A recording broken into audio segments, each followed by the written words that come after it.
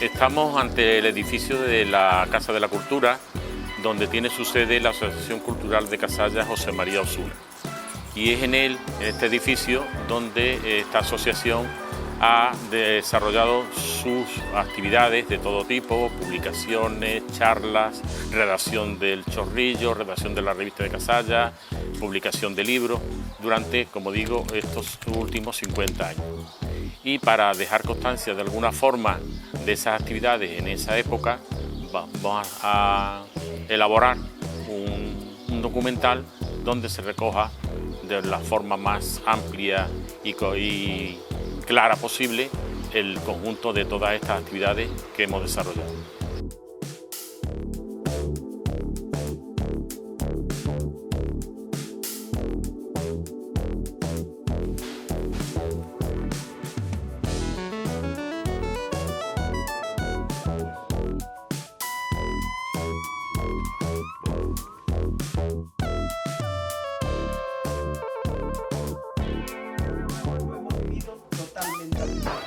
Yo creo que eso es la necesidad de... La primera noticia que tenemos, por lo menos de memoria, porque no está recogida en ningún sitio, es que la presentación de los estatutos de la Asociación Cultural de Casalla se hicieron en diciembre, sí, en la Navidad de 1976. Lo presentaron Julio Ortiz, Salvador Jiménez, fueron a llevar los papeles a la delegación del gobierno aquí en Sevilla, el gobierno civil. Bueno, era una época muy diferente a la que estamos viviendo hoy. Era una época de salir de una dictadura y de todo lo que eso conlleva a nivel cultural y a nivel social, y entonces había una reivindicación de juventud que empezó en un club que había, el Club Juvenil, y que se fue desarrollando poco a poco, y de donde salimos unos cuantos que montamos la Asociación Cultural. La motivación era la búsqueda de la libertad, de la cultura, del desarrollo. Nosotros no sabíamos que íbamos a salir de la dictadura, ¿eh? Ya, ¿no? Ahora decimos que estábamos saliendo, pero entonces no se sabía. Por lo Bueno, cual, había no, a nivel social sí había esa inquietud ya de que aquello había que cambiarlo. Había un deseo de cambio. No, el deseo de cambio sí, pero que se viera la luz no estaba tan claro, ¿eh? Y de hecho muchos de los que se montó aquella historia sufrieron persecuciones precisamente por eso. No, sí, claro, por supuesto. Es decir, que quiero decirte que la dictadura estaba golpeando, claro, ¿no? Golpeando, y fuerte, ¿no? Que no era fácil. De hecho, yo me acuerdo cuando quitaban los carteles de farándula, ustedes, que iban los municipales aquellas noches quitando carteles. Y no, decir, que había, una obra de teatro. que había gente que nos denunciaba cuando poníamos un cartel de una obra de teatro que nosotros interpretábamos además. Y bueno, fue una lucha, y uno de los defensores de que se celebrara aquello fue José María Osuna. Sí, pues José María Osuna estaba tomando una actitud, efectivamente, con una salida democrática del asunto. No, hombre, y precisamente José María Osuna, yo creo que en aquella época, y por eso ahora es el nombre de la asociación, estimo, que era un referente cultural. Era un referente porque José María Osuna, nosotros sí lo hemos conocido, las generaciones actuales no, pero era además de médico, pediatra que ejerció aquí su profesión, era un humanista, era un ensayista, era un poeta, era un literario, en fin, reunía muchas... Su vida se centraba, yo creo que en eso estaremos de acuerdo, en lo que era la cultura. Promovió aquí muchos movimientos como la farándula, como por ejemplo los primeros juegos florales que se hicieron en Casalla. Y era un hombre muy involucrado con todo lo que era la cultura. El primer homenaje que se dio en España, Antonio Machado, lo organizó José María Osuna, en la Cartuja. Y la primera vez que se nombra a Blas Infante, lo nombra a él en la revista de Casalla, y publica un libro también que es Andalucía en el Fiel, que está relacionado con el tema de andalucismo.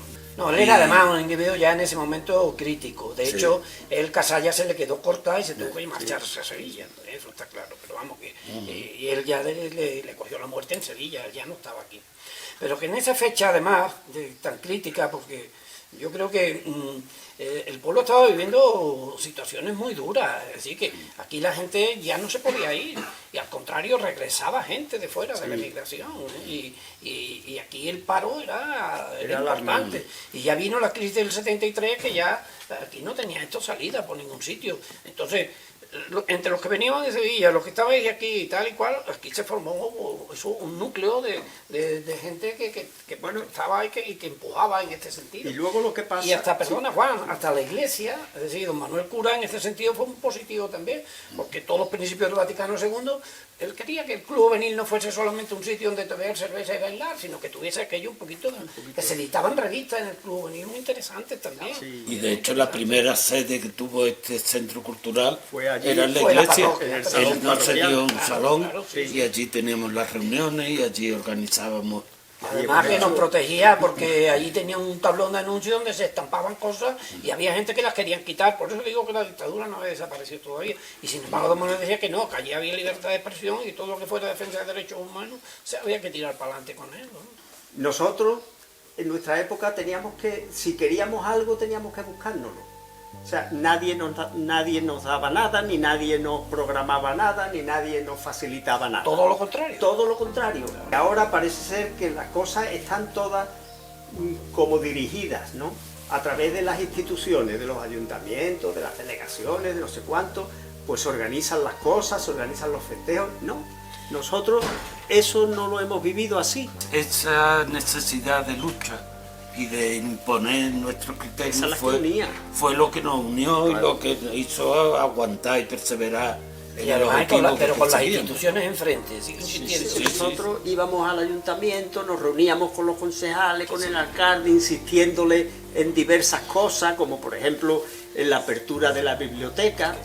Hablando de la primera época, Claro. aquí en la biblioteca hubo que entrar dando una patada a la Pero puerta. estamos Sí. hablando también Sí, de... no sé. Y además acarreamos Pero yo me los refiero libros. también, Antonio, al compromiso de la asociación cultural, al compromiso social y de todo tipo que tenía, Efectivamente. y que no se tenía miedo ni reparos en dirigirse donde hubiera que ir. Al contrario, nos tenían No, miedo. El secretario del ayuntamiento nos veía entrar por allí y ya verá, esta gente ya verá tú lo que me trae. Éramos reivindicativos totalmente. Había una donación de libros que había hecho Planeta, porque nombraron al jefe, hijo A Lara. predilecto, a Lara.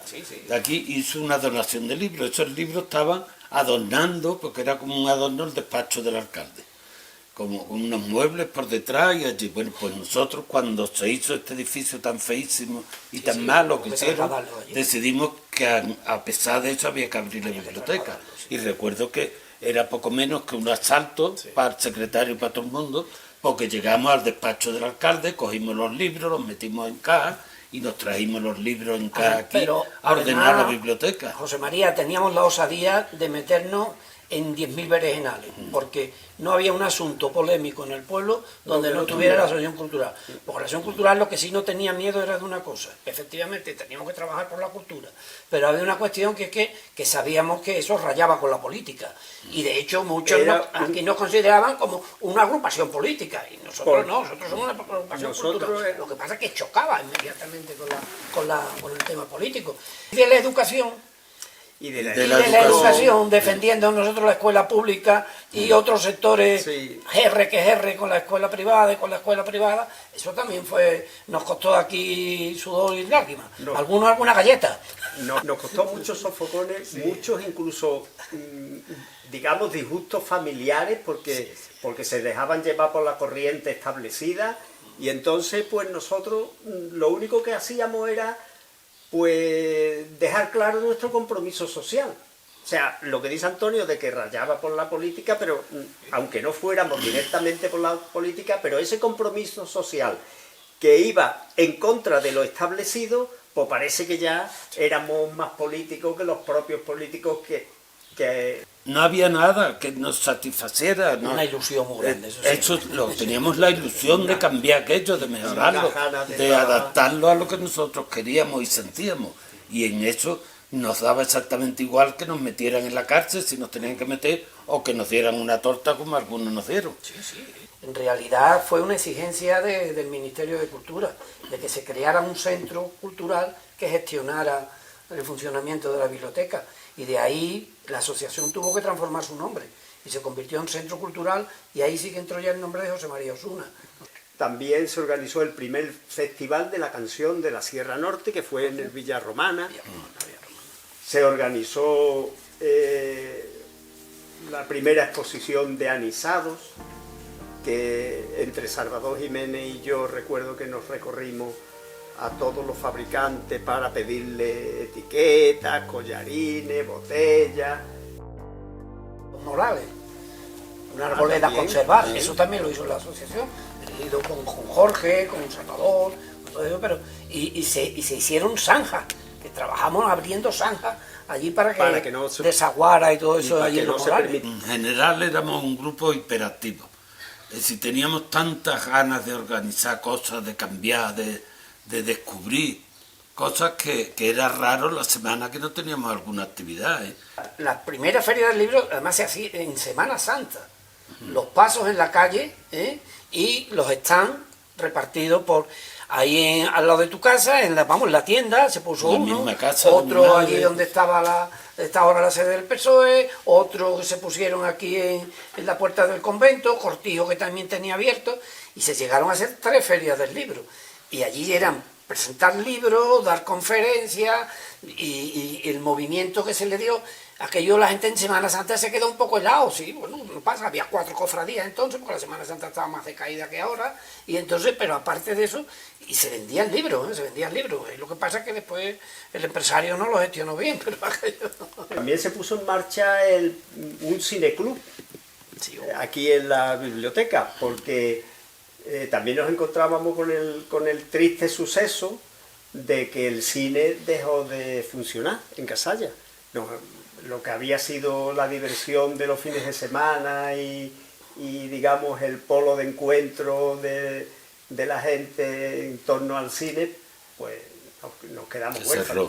Entonces nosotros queríamos darle otro giro al tema y hacer un cineclub en el que se comentaran las cosas y demás. La última película fue Luis II de Baviera. Era un grupo joven del pueblo, unos más jóvenes que otros, pero era un grupo joven dispuesto a lo que hiciera falta por cambiar la realidad que había, que era una realidad gris y triste.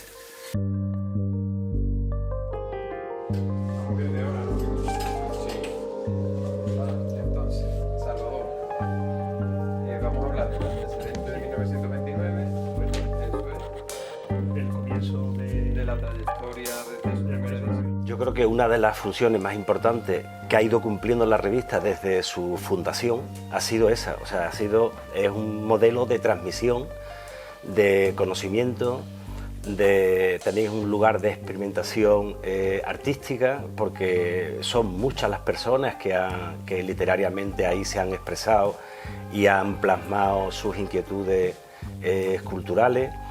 Y es un reflejo del pueblo, o sea, es el barómetro que nos sirve para estudiar pues lo que es la segunda mitad del siglo XX y lo que llevamos de siglo. Por lo tanto, la función de la revista de Casalla pues es primordial, ¿no? Y lo sigue haciendo, o sea, si queremos conocer o donde se ha plasmado todos los estudios de nuestra pequeña historia local, está en la revista. Hemos adquirido un conocimiento y hemos recogido un archivo tan importante, histórico, cultural, etnográfico, o sea que es una maravilla que la revista de Casalla haya seguido manteniéndose en esta misma línea, pues para el deleite de todos los casalleros y casalleras. Cualquier cosa, cualquier artículo de investigación, la primera referencia donde te vas es a la revista de Casalla. La Asociación Cultural, cuando se hace cargo de la revista, intenta darle un nuevo giro a su contenido, que tenga unas colaboraciones literarias, creemos que con bastante valor. Hemos hemos colaborado en concursos literarios, hemos apoyado toda una serie de investigaciones. La revista no recibe ningún tipo de subvención, es una cosa que hasta ahora nos está saliendo muy bien, que se financia económicamente por sí sola, y aquí hay que reconocer siempre el apoyo de nuestros comerciantes y de nuestros industriales, que apoyan desinteresadamente esta importante labor. Creemos que los antecedentes de la revista de Casalla están en esta de Fiestas en Casalla de la Sierra, que con motivo de la Exposición Iberoamericana de 1929, el Ayuntamiento de Casalla publica. Posteriormente, es en el año 1943, cuando ya el Ayuntamiento patrocina una revista que ininterrumpidamente se irá publicando hasta los años, hasta 1979. En 1983, en Gráficas Alameda, en la Alameda del Club de Sevilla, lleva a cabo la primera edición que esta asociación hace de la revista de Casalla. La revista siempre estuvo en manos de la imprenta de Pedro Tena, aquí en Casalla. Era el que se preocupaba durante todo el año de los anuncios, de los artículos, apoyado en cierto modo por José María Osuna y por otra serie de gente que colaboraban con él en esta tarea. Una vez que Pedro Tena deja la actividad de impresión aquí en Casalla, la verdad es que se produce un vacío, ¿no? Porque nadie sabe lo que va a pasar con la revista. Pero el primer ayuntamiento democrático pues hace una incursión, digamos, en este terreno y saca la revista de 1979. En el año 80, 81, 82 no se publica, y es entonces cuando la Asociación Cultural José María Osuna retoma esta actividad. Hay una nueva andadura en esta publicación. También tenemos la intención de girar un poco sobre lo que había sido anteriormente la revista, dotarla de colorido, unos artículos quizá un poco más atractivos, profundizar en la historia un poco más de lo que se venía profundizando en ciertos sectores que a lo mejor no estaban suficientemente aclarados en la revista. Y en el año 88, creo que se retoma ya la revista por parte de la Asociación Cultural ininterrumpidamente hasta ahora, nuestros días.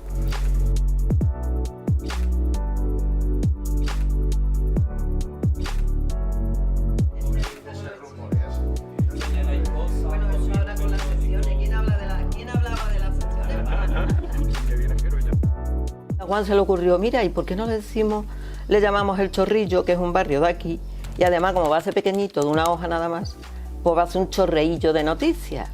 Y así surgió el título, ¿verdad? Antonio Alcalá y yo mismo habíamos estado en grupos de trabajo de la enseñanza relacionado con la prensa escolar. No había ordenadores, no había programa de autoedición, no había programa de dibujo y de diseño y demás, y era todo una mesa luminosa, tijeras y pegamento e imaginación. La reunión que tuvimos en el Manolito Ruda, claro, que ahí fue lanzar la idea, más que lanzar la idea, yo creo que fue una conversación en la que salió el tema con Antonia y yo, y nos apuntamos que era todos, posible. Y aquello cuajó, o sea, como una esponja cuando le pones alrededor agua, una esponja seca que absorbe. O sea, de alguna forma las condiciones eran tan favorables, tan propicias, que aquello cuajó instantáneamente. Porque era un grupo de amigos muy bien avenidos, era un grupo con la experiencia previa, sobre todo yo era en ese momento y Antonia los que más recientes, como si dijéramos, y era un grupo que tenía la experiencia organizativa de la Asociación Cultural José María Osuna, Y bueno, tenía la experiencia de trabajo, tenía la afinidad de grupo y entonces, y además había habido antes un periódico de aquí del pueblo, La Voz de la Sierra, en el cual habíais trabajado, creo que Juan y no sé si Cortijo, creo que también. Con lo cual aquello fue salir la idea, surgir la idea e inmediatamente se absorbió, se asumió por el grupo.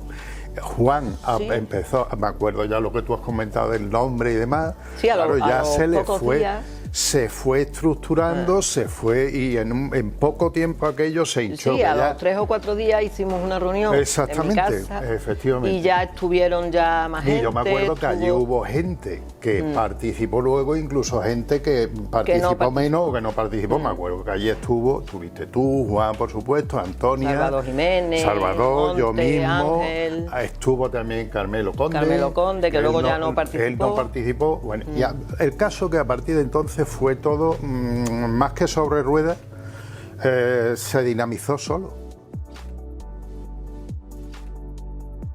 El primer programa que utilizamos fue uno muy básico, muy antiguo, el Free Publisher, y en base a eso pues se elaboraba, se imprimía, luego pasaba por mí, yo medía... Se claro, recortaba, buscábamos dibujitos en el ordenador. Pero previamente las columnas salían una más ancha, otra más estrecha, y había que reducir para darle la misma anchura a todas, con lo cual, ¿qué pasa? Que en un mismo periódico, sobre todo los primeros, te salían unos caracteres, claro, al reducirnos controlábamos el tamaño final, no era el mismo siempre. Claro. Entonces, en unos artículos salían el texto, el tipo más grande y en otros más chicos.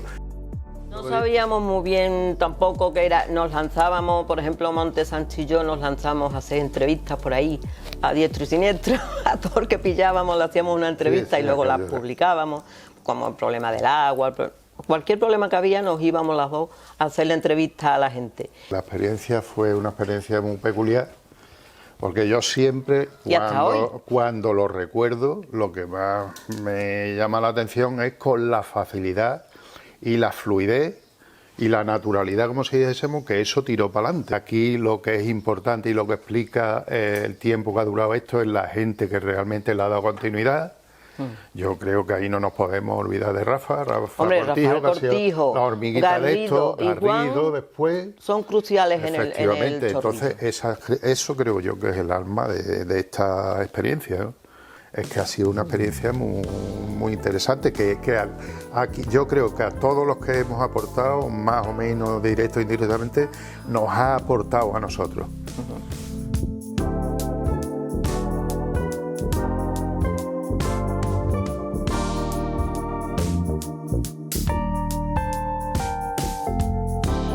Un periódico local, un periódico modesto que se autofinancia, pero es que además el papel de un periódico local es fundamental en la vida social y política de la población, puesto que uno de los pilares de la democracia es la información exacta y contrastada. Ojalá las personas más jóvenes entiendan esto y tengan la misma generosidad que tiene este gran equipo que lleva desde el primer número y se adhieran al equipo de redacción, bajen la media de edad y el Chorrillo pueda tener continuidad en el tiempo por siempre por su papel fundamental.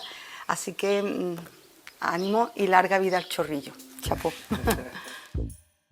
Tanto yo como todas las personas que conozco acuden al Chorrillo cada vez que necesitan una información exacta y puntual de las cosas, porque decimos, mira, salió en el Chorrillo, míralo en el Chorrillo. Quisiera resaltar también las colaboraciones en el Chorrillo, porque no solo el equipo de redacción es fantástico y fiel a su labor, sino que las colaboraciones son de muy alto nivel y hemos aprendido mucho sobre historia, sobre cultura y sobre medio ambiente de la comarca.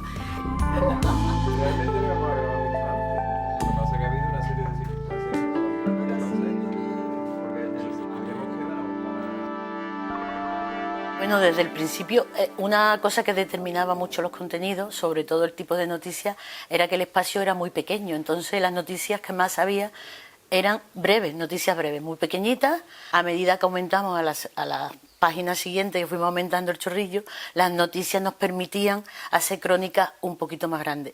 Los primeros años del chorrillo, Casalla tenía mucho movimiento, eran los buenos años de grandes obras, de mucho, bueno, de instaurar el estado de bienestar, como se suele decir. Entonces eso nos permitía llenar el chorrillo con muchas cosas, con muchas obras. La gente que vivía fuera, sobre todo los emigrantes, lo recogían con mucha frescura, con muchas ganas, y la gente local también. Eso permitió que fuera muy ligero, ya lo decía Guillermo, y muy fácil introducirnos, yo creo que en la mayoría de las casas de este pueblo. Los lectores también han cambiado, y sobre todo en 30 y tantos años también hemos cambiado los que lo elaboramos, aunque los contenidos y la editorial esté clara y cierto, La Ventana, el Se Dice, hay cosas que se mantienen, pero otras que van en función de el que escribe y de lo que ocurre. Pertenecer al chorrillo, para los que estábamos en el chorrillo, también tenía sus dificultades, sobre todo porque, por ejemplo, yo que trabajaba en el ayuntamiento, había que tener mucho cuidado con lo que firman las diferentes corporaciones, sean de una parte, sean de otra, sean de derecha, sean de izquierda. Para todas ha supuesto un poco de grano lo que pudiera decir el chorrillo. Muchos miembros del chorrillo que han estado en las diferentes corporaciones, su independencia, cuando llegaba el momento de pertenecer a ella, ha sido salirse del chorrillo para que no hubiera ninguna... Eso, sí, para que no hubiera interferencia. Ha estado Angelines, ha estado Paco, ha estado Trini. La verdad es que, bueno, nos podemos sentir orgullosos que de esta casa también han salido grandes gobernantes, o por lo menos yo lo pienso así. Para la gente, pues es un poco duro cuando va a hablar. Oye, tú eres del chorrillo, ¿verdad? Pues tienes que poner esto, por chorrillo deberías decir esto, por chorrillo. Y muchas veces le tienes que decir, es que el chorrillo no es la oposición de este pueblo. El chorrillo solo recoge lo más objetivamente posible lo que ocurre. Un poquito de movimiento social sí había. Luego otra cosa que yo creo que ha sido fundamental para poder seguir para adelante sin tenerle que dar cuentas a nadie ha sido la independencia económica. El que no haya ninguna subvención por medio, el que el ayuntamiento no haya aportado absolutamente nada. Eso ha permitido que, ya te digo que yo sería más crítica con otras cosas. Lo que pasa es que también me tengo que callar por el propio sitio donde uno trabaja. Yo creo que es el valor del chorrillo y del centro cultural. No tener que deberte a una subvención que tienes que justificar y al que tienes que dar cuenta. La cuota de los suscriptores y los anuncios. Y los anuncios, claro, los anunciantes son de alguna forma los que económicamente han mantenido el chorrillo. Los motes, el mote del lagarto, cuando el pobre nos contó que el lagarto lo llamaban porque en su boda le pusieron un traje verde y todo el mundo le decía, parece un lagarto, parece un lagarto, parece un lagarto. Aquello me hizo mucha gracia, no se me ha olvidado. Era un poco, bueno, jugar a ser periodista sin carnet, pero con mucha ilusión. Eso es todo. Trasciende fronteras. No solo las fronteras de la localidad, sino las de la provincia, las de la comunidad y las de la nación. De hecho, el chorrillo ha llegado fuera de la frontera, ha llegado a América, ha estado en Argentina, en Puerto Rico, en Estados Unidos, en Europa ha estado en Italia, en Francia, en Alemania. La gran inmigración que se fue en los años 60, 70 al País Vasco, a Galicia, a Cataluña, pues esta gente empezaron a apuntarse y a Madrid, evidentemente. Hacían un total como de casi 1000 personas, suscriptores, pagando su cuota ahí anual para recibir 12 números, uno al mes, que eso también es un logro tremendo. Periódicos con una continuidad tan grande, ¿no? Y tan dilatada en el tiempo. Y hemos llegado a editar hasta 1200 ejemplares, porque claro, además de los suscriptores, se vendían en las tiendas del pueblo, en la panadería, en el bar del Guarrito, en la tienda de las confesiones, en un montón de sitios. Hasta ahora que imprimimos unos 600 y los suscriptores que han ido desde los primeros álbumes que fueron 200, después pues subiendo hasta los 1000 y ahora estamos en 450 suscriptores. Los grandes lectores que eran antes, la gente que había emigrado, los descendientes que se van un poco desvinculando y las nuevas formas de acceder a la información.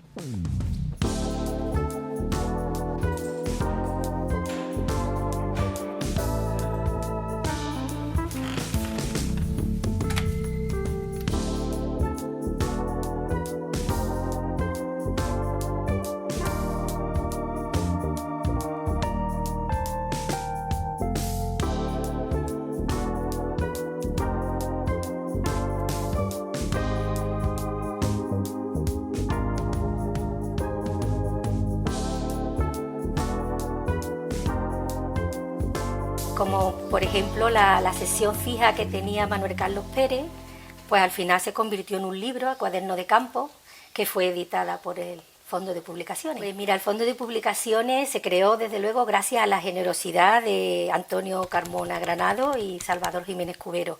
Siendo yo concejal, pues vinieron a hacerme la propuesta de que tenían un libro, que querían editarlo, llevaban ya varios años intentando editarlo.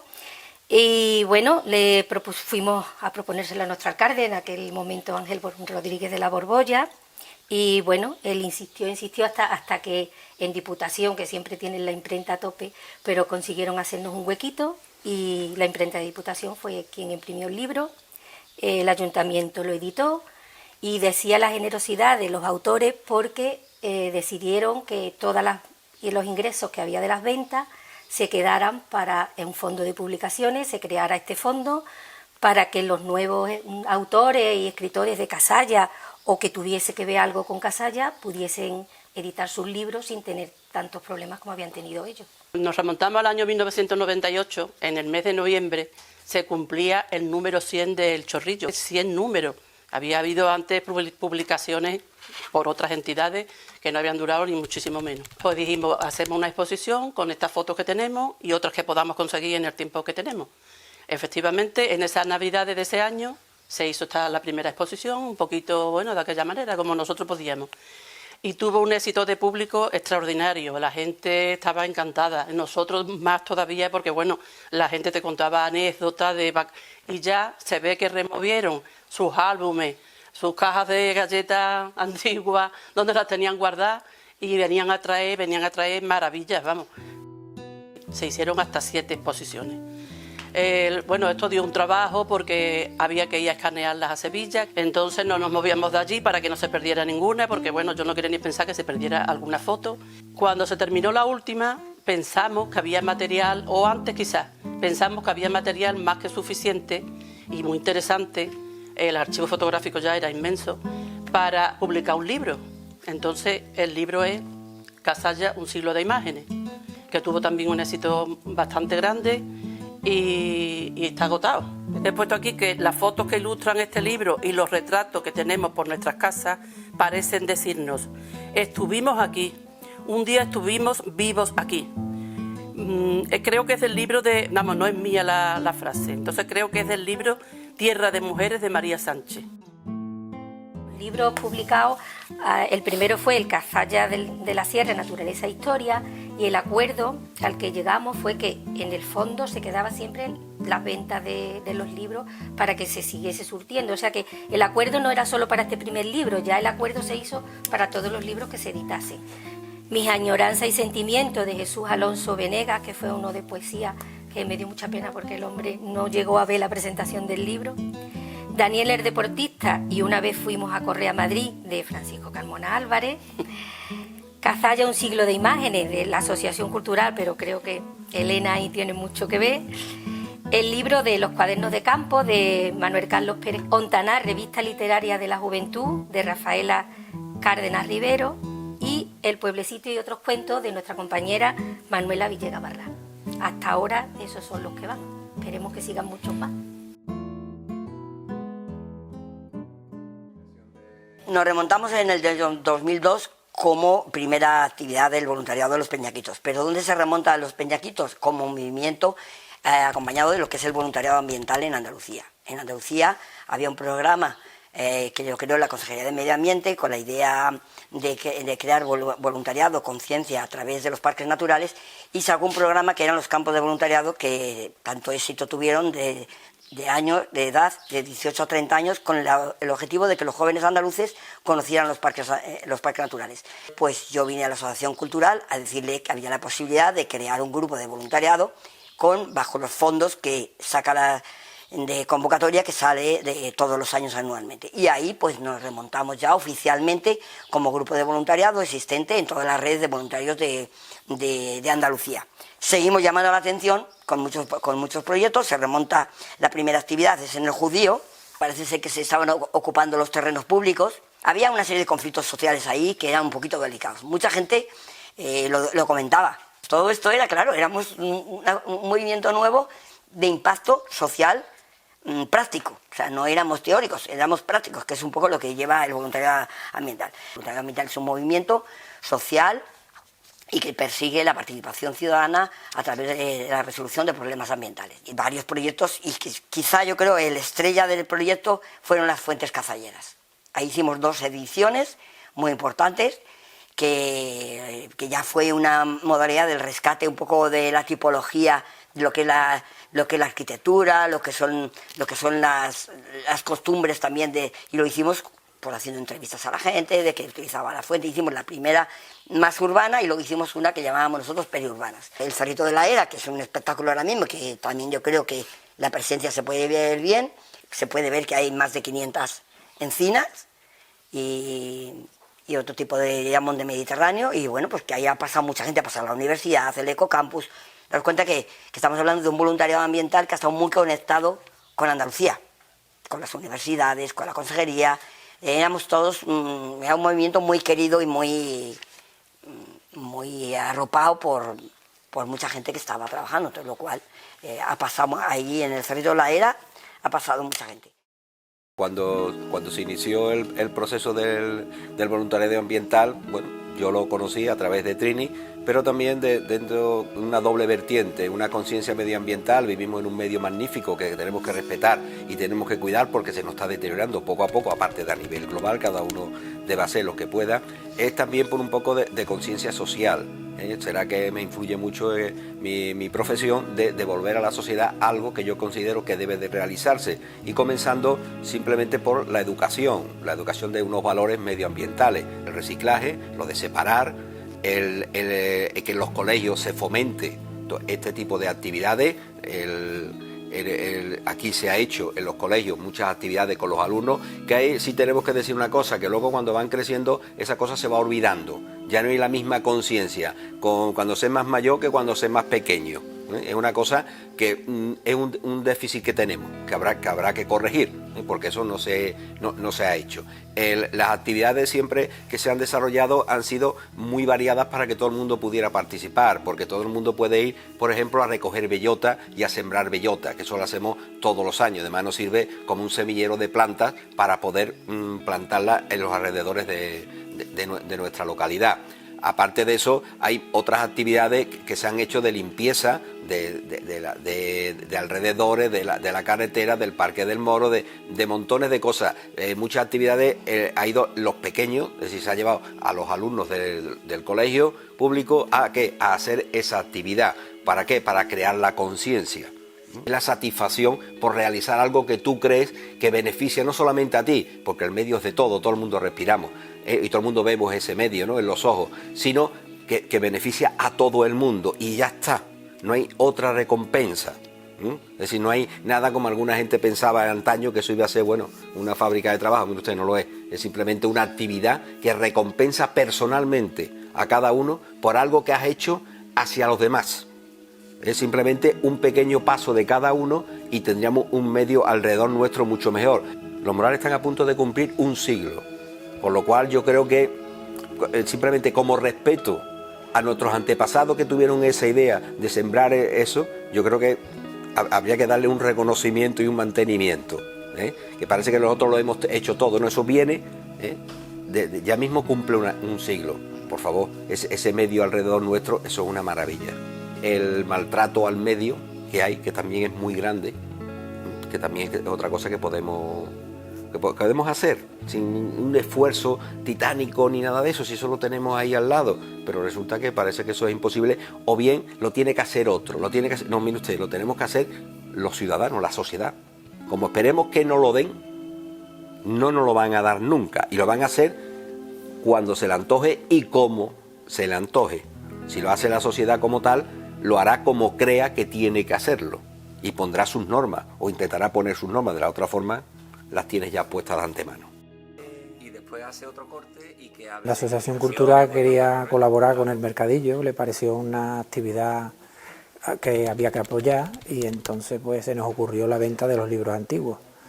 Enseguida empezaron a traernos la gente libros y bueno, pues empezamos a vender, y la verdad es que llevamos ya una trayectoria de venta muy importante, y con lo que hacemos pues recuperar los libros antes de que se vayan a tirar, fomentar la lectura y colaborar con el mercadillo, que es algo bastante interesante.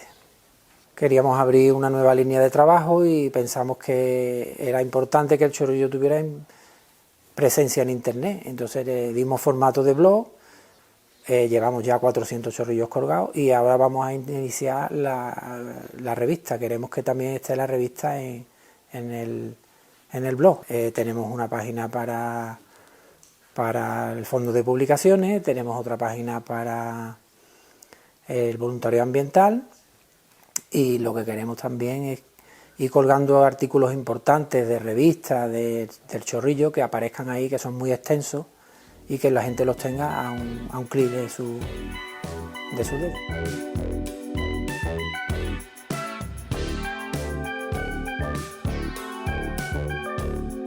Una iniciativa de la Asociación Cultural, la colocación del monolito en el cementerio en recuerdo de la memoria histórica. Eso es algo que surgió de aquí, se propuso al ayuntamiento, el ayuntamiento aceptó y se colocó el monolito con el texto que allí aparece, que fue escrito por los miembros de la Asociación Cultural. En relación con la Ley de Memoria Histórica, instamos al ayuntamiento para que se cambiaran los nombres de las calles que incumplían la ley, y bueno, a través de un escrito se le envió al ayuntamiento, y el ayuntamiento también ha ido progresivamente cambiando los nombres de las calles.